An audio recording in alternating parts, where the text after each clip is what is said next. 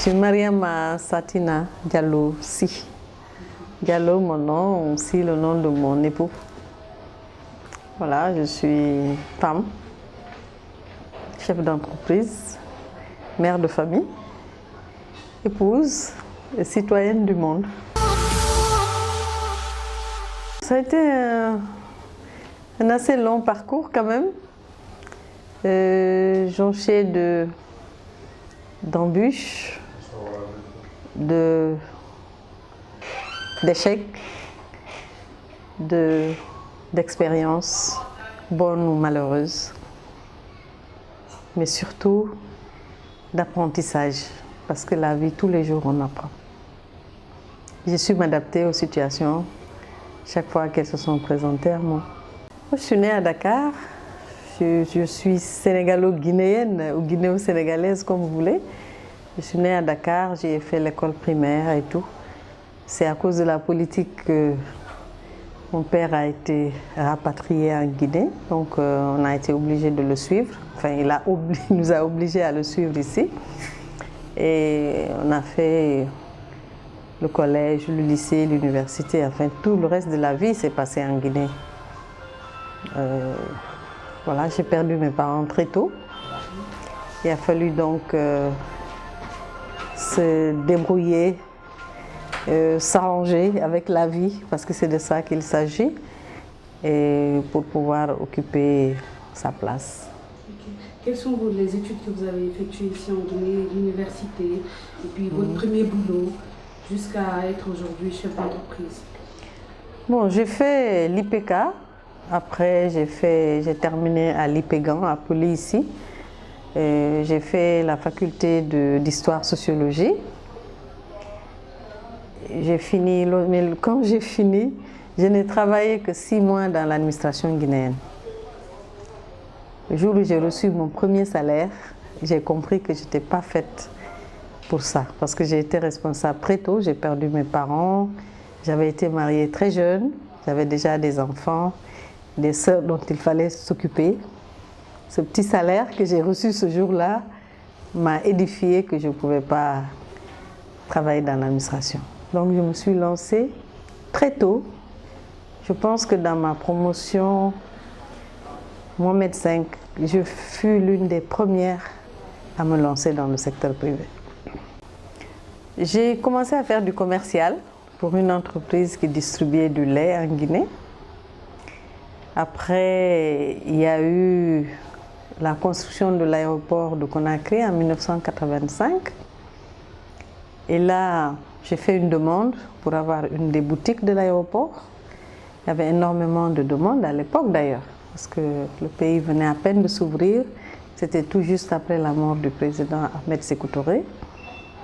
J'ai eu la chance, par ma persévérance et ma volonté, d'obtenir Satina Shop, une boutique à l'époque, je l'avais appelée comme ça, qui faisait de la parfumerie de luxe et après qui a fini aussi par faire la presse. Je suis la première à avoir distribué la presse en Guinée. Et voilà, c'est comme ça que ça a commencé. Après l'agence de voyage, la première agence de voyage agréée Yata en Guinée, Mondial Tour, qui existe depuis 1994. Pratiquement, j'ai été pionnière dans tout ce que j'ai entrepris. Évidemment, c'est normal aussi parce que le pays venait de s'ouvrir, il y avait très peu d'entreprises. Et quand nous, on sortait de l'université, le gouvernement, l'État nous plaçait tout de suite dans une fonction. Vous savez, la vie est un choix. Hein. Il faut choisir. Et lorsqu'on a fini de choisir, on se bat pour obtenir ce qu'on veut et atteindre ses objectifs. Comme j'ai choisi de me lancer dans le secteur privé, il fallait bien s'organiser. Donc le choix du mari est important. Avoir un mari qui vous comprend, qui vous accompagne, qui vous conseille, qui ne vous bouscule pas, qui ne vous exige pas de lui faire à manger tous les jours, de lui servir de lui préparer ses repas tous les jours, de repasser ses habits, parce que ça existe encore. c'est important d'avoir un mari qui vous comprenne et qui vous accompagne. Donc j'ai eu la chance là d'avoir, lorsque je me suis lancée dans les affaires, j'avais un mari qui comprenait mon ambition parce qu'il m'a connue dans ça.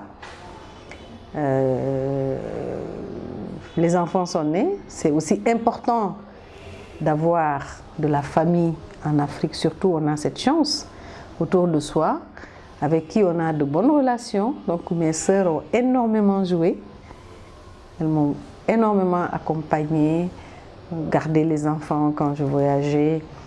Donc les personnels de maison aussi jouent un rôle.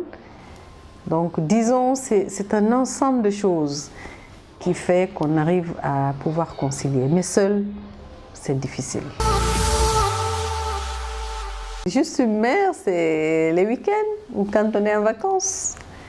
Hein, donc petit déjeuner servi pour les enfants, repas de famille, cinéma, parce qu'à l'époque j'amenais beaucoup les enfants au cinéma, où des jeux, des rigolades. Vous savez, ce n'est pas le temps que l'on passe avec ses enfants qui est important. C'est la qualité des moments que l'on passe avec les siens qui est important. Et lorsqu'on est une mère travailleuse qui sort, il faut faire de telle sorte qu'on ait une très bonne qualité relationnelle avec les enfants. Ça compense tout le reste. Donc le peu de moments peut-être, contrairement à d'autres mères que je passais avec mes enfants, je pense qu'on a passé de très bons moments avec des leçons de choses comme je leur disais. Tous les jours, il y avait une leçon de la vie. Je disais aujourd'hui, c'est telle leçon de choses. Il faut toujours dire merci et s'il te plaît, c'est la base de toute éducation. Merci et s'il te plaît après avoir salué. Donc un autre jour, il faut, quand il y a des visiteurs dans la maison, vous n'avez pas à venir vous promener dans le salon, etc., etc. Tous les jours, il y avait quelque chose que l'on apprend. Il faut lire. Je racontais des histoires. Et ce qui fait que tous mes enfants aiment lire. Ils m'ont vu lire, ils m'ont vu aimer la musique et danser. Tous mes enfants sont de très bons danseurs. On met la musique et puis on se met à danser, voilà. Ce matin, tout à l'heure, j'étais avec mon fils au sport. On est allé au sport ensemble. Chacun avait sa musique et puis bon, on faisait les gestes sportifs, mais on dansait. Voilà. Donc c'est ça. J'aime la vie, j'aime la bonne vie et j'aime partager la bonne humeur autour de moi. Écoutez, moi je ne comptabilise pas les moments que je passe en famille. Vous savez, dans la vie, je vous disais tout à l'heure que ce sont des priorités. Il faut savoir prioriser les choses. Il y a des moments, quand il y a un malade dans la famille ou il y a une douleur, une perte dans la famille, on est là. C'est de ça qu'on s'occupe, ça qu'on gère ensemble. Il y a des moments où c'est un rendez-vous professionnel important ou un voyage important, c'est de ça dont je m'occupe. Donc je vous dis, je ne compte pas le mois, voilà, j'ai passé 10 jours en famille. Non, pas du tout, ça n'a jamais été comme ça. C'est selon les obligations professionnelles ou familiales. Je vois toujours, je fais le juste milieu. Qu'est-ce qu'il faut faire en ce moment-là? C'est comme ça qu'on le fait. Donc le mari, évidemment, tous les soirs on est ensemble. C'est déjà beaucoup. Quand je suis là, on est ensemble. Quand je ne suis pas là, mais il sait pourquoi je ne suis pas là. Et chaque fois que c'est possible, on a fait des voyages ensemble. Est-ce qu'il y a des femmes qui n'arrivent pas à jouer ce double rôle? C'est inné en la femme de concilier son travail et sa vie professionnelle. C'est inné. Peut-être la question c'est, est-ce qu'il y a des femmes qui arrivent, est-ce qu'il y a des hommes qui acceptent que leurs femmes s'épanouissent dans leur travail? Parce que parfois, il y a des moments où tu es obligé de faire un choix. La femme, parfois, est obligée de faire un choix. Parce que quand des hommes vous exigent certaines choses ou vous empêchent de faire certaines choses sur le plan professionnel, ce n'est pas pour que vous réussissiez. Donc, si la femme veut continuer, elle choisit, donc en ce moment, entre son ménage et sa vie professionnelle. Il y a des cas comme ça. C'est pour ça que je disais au départ qu'il faut, le choix du mari est important. Il faut que vous entendiez dès le départ sur le fait qu'il comprend ce que vous aimez, il comprend que vous êtes une femme d'affaires, une femme chef d'entreprise, une femme commerçante, etc., artisane qui doit aller courir les foires pour vendre ses produits. Il faut qu'il sache, le mari, que c'est dans ça que vous allez vous épanouir. Quand la femme est épanouie dans son travail, mais le ménage s'en ressent, forcément. Les enfants et le mari sont toujours beaucoup plus heureux dans un ménage où la femme est épanouie, professionnellement parlant. Parce que tout ce que la femme gagne, vous savez, elle l'amène dans la maison. C'est pour le foyer, c'est pour ses enfants, c'est pour la maison, c'est pour le mobilier, c'est pour les vêtements. La femme, tout ce qu'elle gagne, elle le ramène chez elle. Elle paye l'éducation de ses enfants, elle veille à ça et du coup, elle change la communauté. C'est ça la femme quand elle réussit et quand elle a les moyens. Les exemples ne manquent pas. Donc je pense qu'il n'y a aucune honte, aucune gêne pour les femmes de s'occuper de leurs activités professionnelles parce qu'elles sont beaucoup plus bénéfiques au ménage quand elles l'ont et quand elles assument les responsabilités financières du ménage aussi. Ça, c'est les obstacles innés à la vie. Chaque jour qu'on se lève, on a des choses à régler, des choses à corriger, des choses à résoudre. Je pense que c'est inné, c'est la vie. La vie, c'est de prendre des risques aussi. Parce que si on ne prend pas de risques dans la vie, on ne va nulle part. Si on doit se dire, si je sors d'ici, peut-être qu'un taxi va me tomber dessus, on ne sortira pas. Donc, il faut mettre tous les effets positifs que nous avons à nous de notre côté et puis se lever et se battre parce que la vie, c'est une bagarre permanente. Le petit secret, c'est le secret de toutes les femmes.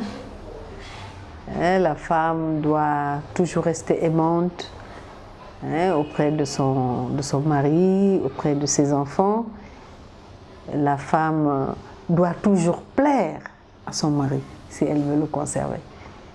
Il y a des femmes, dès qu'elles se marient, elles se négligent, elles ne s'entretiennent plus, elles pensent qu'elles ont trouvé le mari, c'est fini. Au contraire, la séduction commence en ce moment-là pour le garder. Et les enfants aussi doivent toujours être fiers de leur maman. Comment elle apparaît, comment elle se comporte, comment elle parle, qu'est-ce qu'elle gagne en relation, professionnellement parlant, socialement parlant. Donc, vous savez, la vie, on est tous à la recherche du bonheur. On est tous à la recherche de quelque chose et chacun se bat à sa manière pour l'avoir. Je pense que lorsqu'on a envie, lorsqu'on s'aime, on a envie que les autres vous aiment. Parce que c'est très important de s'aimer, de vouloir se faire plaisir. Et, je le disais tout à l'heure, ça irradie chez les autres. Une femme doit pouvoir rendre sa maison agréable, qu'on ait envie de venir visiter Madame Si, parce que chez elle, on y mange bien, on y boit bien, la maison est agréable, elle est accueillante, etc. C'est important. C'est important de se doter d'un cadre de vie où on a envie de vivre et de recevoir les gens. Et ça se ressent. Et d'éduquer ses enfants et de garder son mari dans un tel cadre. Quand il rentre, il n'a plus envie de sortir. Le boulot, c'est pareil. Les premiers employés, les premiers clients d'une entreprise, ce sont ses employés. Il faut faire de telle sorte que ses employés se sentent à l'aise, que les employés soient motivés, que les employés connaissent la vision de l'entreprise pour qu'ils puissent y coller. Il faut les mettre en confiance, motiver ceux qui méritent d'être motivés, sanctionner négativement ceux qui méritent d'être sanctionnés. Être juste. Et puis, dire pas que je suis patron, je fais rien. Le patron, c'est lui d'abord qui qui fait le plus gros boulot hein, pour que les autres vous suivent. Donc, il doit donner l'exemple. Quand je suis fâchée, avant quand j'étais fâchée, j'éclatais. Jeunesse oblige. Je m'énervais, je tapais sur les tables. Mais ça sert à quoi? Rien du tout. Maintenant, je ne me fâche plus. Je respire un bon coup. Je positive et je cherche à régler le problème. Non, pas du tout. J'ai appris à gérer mes stress. C'est le temps et l'âge qui fait ça. Dans ma famille, j'ai toujours fait de telle sorte que les problèmes familiaux n'influent pas dans mon boulot. Et je l'apprends aussi à mes employés. Les problèmes, on les laisse dehors. Ah ben écoutez, l'amour des enfants c'est fondamental. Hein? Quand ton enfant t'appelle My Queen, comme le fait celui-là, celle-là c'est ma reine, c'est fantastique. J'aime tout, parce que j'ai choisi d'être femme d'affaires. Je l'assume entièrement. Et j'ai choisi aussi d'être épouse et mère de famille. C'est une vie assez remplie. Je ne m'ennuie jamais. Je ne me suis jamais, je ne connais pas ce mot, s'ennuyer. Parce qu'une femme a toujours quelque chose à faire. Entre les enfants, le problème des enfants, aujourd'hui les petits-enfants, les problèmes professionnels qui ne finissent pas. Tous les jours, un nouveau problème. Ici, dans notre pays surtout. Et le travail, la maison, la gestion de la maison, le manque de courant, le manque d'eau dans nos foyers. Il y a toujours quelque chose à faire. L'ennui n'existe pas. Je ne connais pas l'ennui. Donc j'oscille entre les deux selon les priorités du moment qu'il faut résoudre. Et c'est ça mon équilibre. Ah non, jamais de maman au foyer. Jamais. J'aurais refait la même chose. Ça ne veut pas dire que je ne respecte pas les mamans au foyer. Hein. Je les respecte. Chacune a sa façon de gérer sa vie.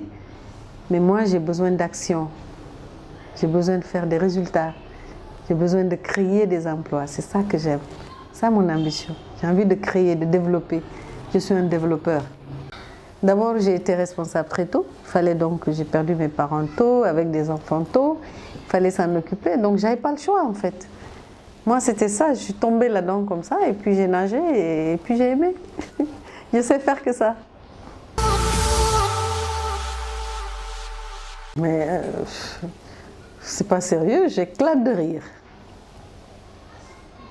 Moi, je prends la vie du bon côté. Hein.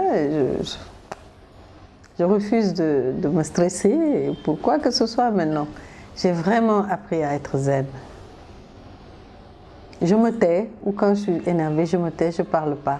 Je prends mon livre, je lis ou j'écoute la musique. Mais je refuse que le stress de quelqu'un perturbe ma vie.